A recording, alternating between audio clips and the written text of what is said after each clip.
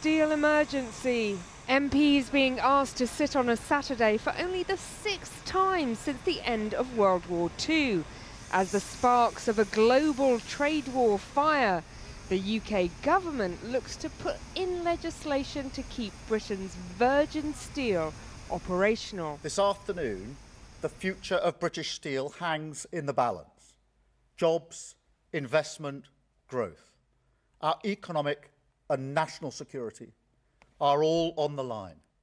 We will pass emergency legislation in one day to give the Business Secretary the powers to do everything possible to stop the closure of these blast furnaces. Our future is in our hands. Hopes of a deal with owner Jingye reached an impasse when the Chinese company wanted twice what the Treasury was willing to pay. Scunthorpe has the UK's last blast furnaces, and it's from here where 95% of steel for the UK railway systems comes from. But plans to transition to less polluting steel making through electric arc furnaces fell apart when Jingye turned down the government's £500 million offer for help. Instead, in the last 24 hours, they plan to close down the blast furnaces altogether, which would effectively bring an end to Britain's capacity. Step forward, Jonathan Reynolds. He'll now seek to take control of the company, which will cost the taxpayer in the region of £700,000 a day. China's ownership of British steel has become more complicated in a world of US tariffs. But the problems at this North Lincolnshire plant have been rumbling on for more than a decade. In 2016, a private equity firm bought the business for just £1, promising to invest £400 million. But 3 years later, the company went bust. The official receiver sold the company to Chinese Jingye in 2020, and they promised to invest £1.2 billion. But this time it was only 3 months before the Chinese asked for taxpayer support. By 2024, British Steel was losing around £700,000 a day, and this year talks of a support package from the government broke down. The age of industry in the UK has faded a long way from the glory years. Where processing was inspected during the talk. But in a world of fragile supply chains, the government is now more determined than ever that the sun doesn't set on industrial British steel. Well, let's go to our North of England correspondent, Claire Fallon, who's in Scunthorpe. Claire. Well, this town has been making steel since the 1890s, but it does seem clear this evening from what the government has been saying, of course, but also from the events that we've seen transpire and from what I've been hearing from insiders here, that earlier on today there was a real sense that this place would be closed by its Chinese owners, and very quickly. And so really, it goes without saying that the overwhelming sense I got from workers as they were leaving their shift to go home, who stopped to talk to me earlier, was one of huge relief. Started here 39 years ago. Nationalised company then, let's go back to it. It's the right solution. I just wonder if you've heard about Parliament being recalled. Yes, we have, yes. What do you make of that? It's exciting, yeah. Hopefully it'll all work out for the best for all of Scunthorpe and well for the country as well. Thank you. Okay. Worried or feeling a bit more optimistic now? Still worried, but with the government getting more involvement, yeah, it's looking a bit more positive. How long have you worked here? 10 years. Do you like it? Love it, yeah. My wife's dad used to work here, his granddad used to work here, so it's in the blood. My lad's interested in working here as well, so it'd be a shame if it shut down for a lot of people. We're putting in coke. Coke should be this sort of size, nugget size, fist sort of size, but we're getting in its dust. So we're having slippages, we're causing more damage to the plant than we are fixing it, and it's accelerating the speed that we're going to end up inevitably having to close the place if we let these people stay in charge. We can't have it. Well, I just want to pick up on what that last person was saying, because his concerns about the way this site has been operated, they've been echoed by other people I've been talking to as well. And on the talks that have been ongoing between the Chinese owners and the government over the last few days, I'm told that they were intense and difficult, that goalposts seem to keep moving, eventually making an agreement impossible. So let's hear from Martin Foster. He's from the Union Unite and he also works at this site. We were reaching a point where we would run out of raw materials before new ones would arrive. And once you reach that point, it's game over. So yeah, the clock was ticking and it was getting closer and closer this morning. It would be heartbreaking to lose it, literally heartbreaking. And it has been really emotional this week. We've come that close this week, this morning was quite upsetting, but thankfully we've turned it around this afternoon. So I feel a lot better now. Well, ahead of Parliament being recalled tomorrow, the phrase the government has used again this evening is that all options remain on the table. That is very different from saying that this place will be nationalised, but certainly for the many people who work here, who do want that, they'll feel perhaps they are a step closer this evening. Claire Fallon in Scunthorpe. Well, let's talk to our economics correspondent, Helia Ebrahimi. Helia, I mean, is this effectively nationalisation? Well, Chris, this is such an unusual situation. We haven't had an answer yet on what the precedent is for this strategy. Technically, it's not nationalisation. There would have to be another piece of legislation to allow for that to happen. The Special Measures Bill will allow the business secretary to take control of the company. That would mean the taxpayers on the hook for wages and the materials that the blast furnaces need to keep going. So while there's apparently no assets on the government's books, there will be a substantial amount of running costs that will burn through the government's £2.5 billion steel fund. Now, all of this, remember, Chris, is to prevent those furnaces from being turned off, which is what the Chinese owner apparently was going to do.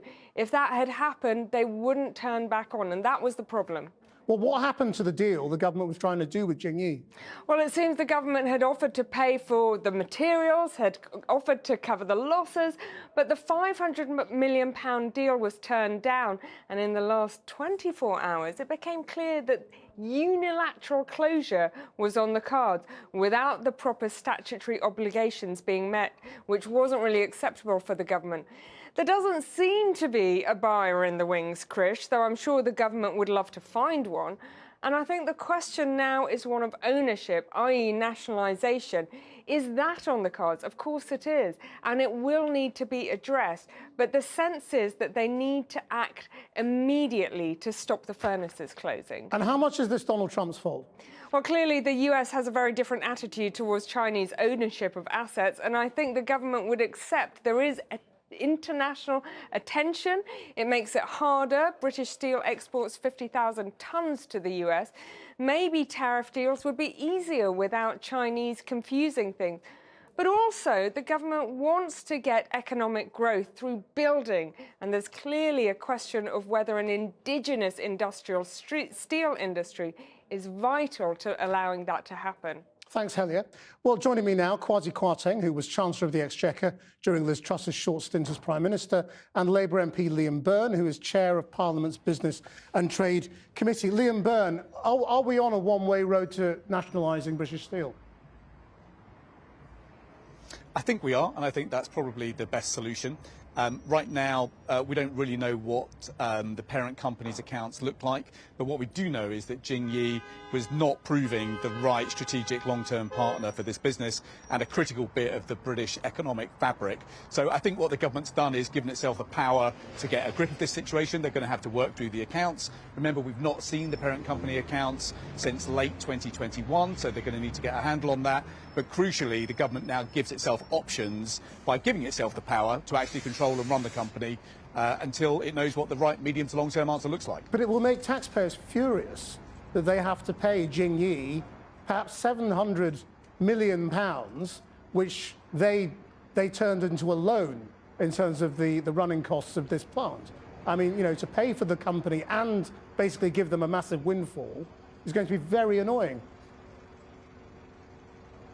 Well, look, remember, the government had put a very generous offer on the table of about £500 million to invest in the company. At the moment, the company is losing about £230 million a year. So within the spending envelope the government's already set, there's a couple of years' worth of runway. At the moment, the company has net negative liabilities, about negative £250 million. So frankly, the company itself is not worth very much, but crucially, at a moment of real peril to the country's economic security, at the moment we're stepping up the reconstruction of industry, the moment we're building houses, it would be a real error, I think, for us to lose the ability to make primary steel in this country. So, as I say, I think the government has done a sensible job at just sort of giving itself some room to manoeuvre now to save the blast furnaces for the future. Kwasi Kwarteng. I mean, even Nigel Farage wants it re-nationalised. Yeah, I can see that. Look, I've always been of the view that you have to have some steel-making capability in your country, because for defence reasons, for all sorts of reasons, you need that security of supply.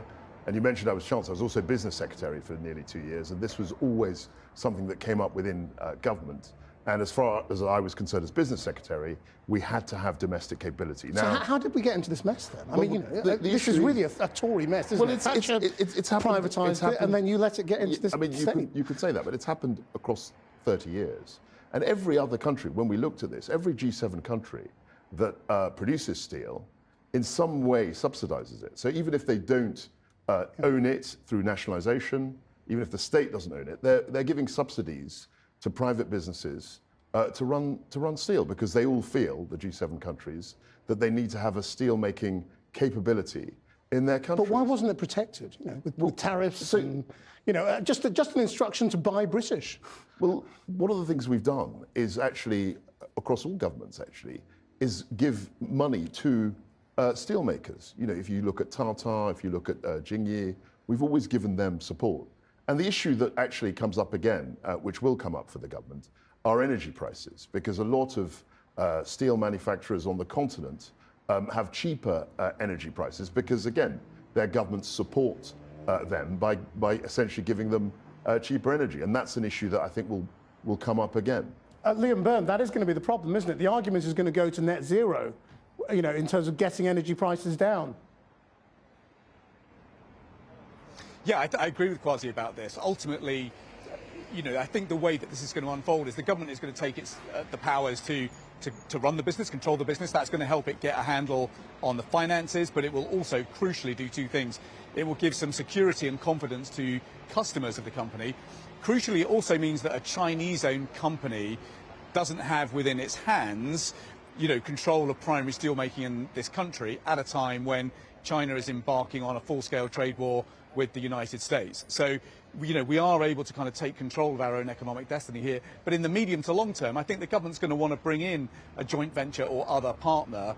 In order to make that deal as attractive as possible, we're going to have to bring forward a package to bring down industrial energy costs in a big, big way. I don't think the Business Secretary is ready to do that yet, but I can absolutely be, I can be pretty confident that that is what we're going to see at some point over the next 12 months. Kwasi, I mean, more broadly in terms of this trade war, we've seen the bond markets turning on, US economic prospects. You know what that's like. I know exactly what that's like. And I'm pretty sure that it was the bond market that essentially forced Trump to capitulate. And that's what he's done. I mean, he can say that it's a victory and all these. But it hasn't worked, has it? Because the bond yields are way back up there again today. They're higher. And I think the threat that is facing America is the fact that they're already in a trade war with China. So that was the one country that he didn't pause the tariffs on. And that's the most significant trading partner. So in a way, the threat of a full-scale trade war, global trade war, that will undermine the global economy is still there. Are the markets saying you've got to blink again? I think you've got to remove these 10%. I think what they're saying is that China, which is the largest exporter in the world, is a huge part of the global supply chain. And if the largest economy in the world has got 145% tariff on the second largest economy, that has huge danger, poses a huge threat to global prosperity. Not looking likely, though, is it, that he's going to back down? Well, this is the danger, and that's why the bond markets, frankly, are scared. We don't know what will happen in 30 days, but I think the Chinese situation, China versus America, that trade war doesn't look like it's going to be ending soon. Kwasi Kwarteng, Liam Byrne, thank you both very much.